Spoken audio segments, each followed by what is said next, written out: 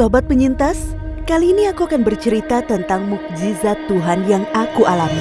Kisah haru yang menimpaku dan juga 47 korban lain yang berhasil lolos dari maut. Tak kusangka, niat untuk membantu saudara di warung kopi justru menjadi petaka.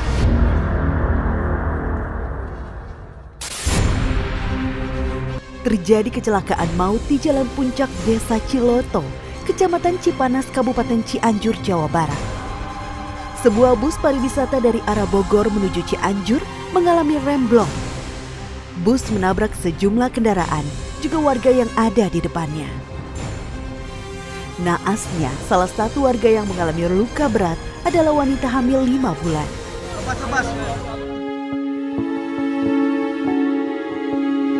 Sobat penyintas, perkenalkan, namaku adalah Hanifah.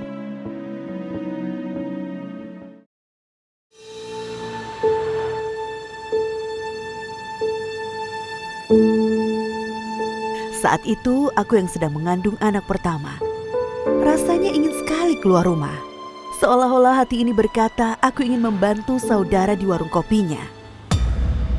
Iya, emang saya nggak pernah kemana-mana, biasanya di rumah. Jangankan ke situ, jauh ke tempat itu.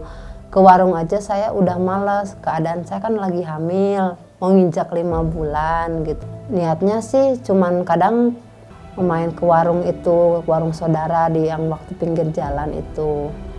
Tapi udah gitu, nggak tahu kayak ada orang yang ada ngajak aja. Assalamualaikum. Waalaikumsalam. Hanifah, masuk. Begitu sampai di warung, aku bertemu dengan Aisyah yang sedang sibuk melayani pembeli. Jadi sini aku aja yang bantuin. Ya ampun, ponakan aku udah gede banget. Iya nih, udah 5 bulan. Doain ya, biar lancar. Iya, sehat-sehat ya, Dek. Amin. Oh iya, udah mulai gerimis, aku angkatin cucian dulu ya. Ya udah ya. Iya, tidak tinggal diam, aku pun menawarkan diri untuk membantu saudaraku.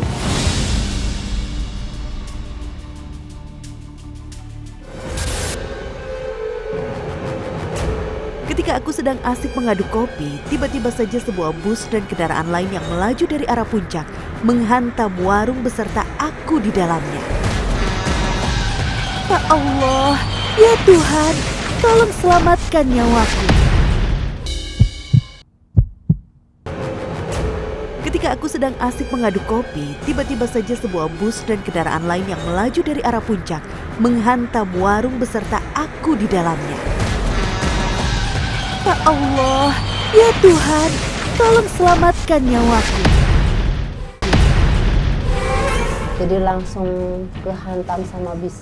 Bukan bis langsung sih, kan bis banyak nabrak dulu mobil-mobil gitu katanya.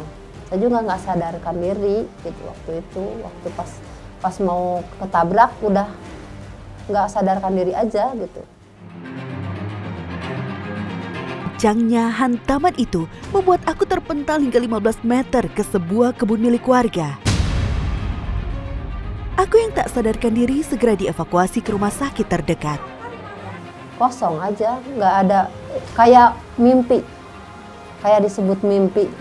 Waktu pas sadar nggak tahu gitu, ini kenapa, ada apa gitu. Ternyata kata suami kecelakaan. Nggak percaya, sedikit pun saya nggak percaya. Cuman suami meyakinkan kalau saya tuh kecelakaan, ditabrak bis katanya gitu. Emang percayanya itu habis ngerasain badan nggak bisa bangun sama sekali gitu, total nggak bisa bangun sayanya.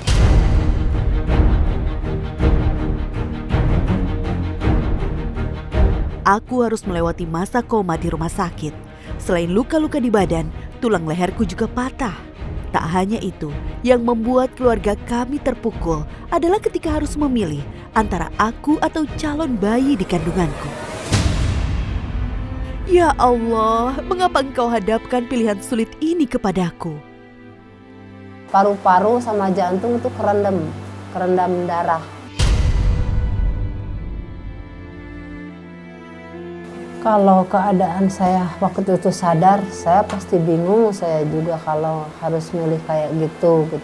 Tapi Kalau seorang ibu lebih baik saya menyelamatkan anak saya. Kalau saya Saat itu keluargaku panik dan hampir putus asa. Namun di sela-sela kepanikan, sosok misterius tiba-tiba menghampiri suamiku. ada yang ngasih, ada yang minta, orang minta gitu, tapi kata suami dandanannya itu bukan kayak kita biasa gini gitu, kayak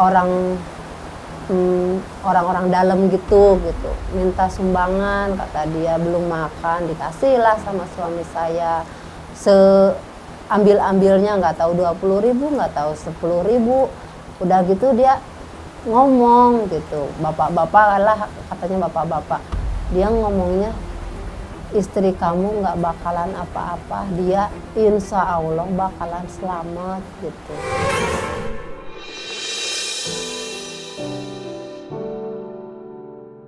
Ya Allah, apakah ini benar-benar mukjizat darimu? Rasa senang dan gembira seketika menyelimuti seluruh keluargaku.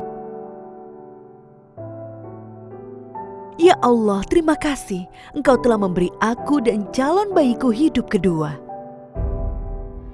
Ya tiba-tiba aja udah ngasih itu sumbangan sama bapak-bapak itu, udah kata dokter sama Bapak Ayep, istri Anda nggak usah dioperasi. Alhamdulillah udah nggak ada halangan lagi, ini darah ininya udah nggak ada lagi gitu.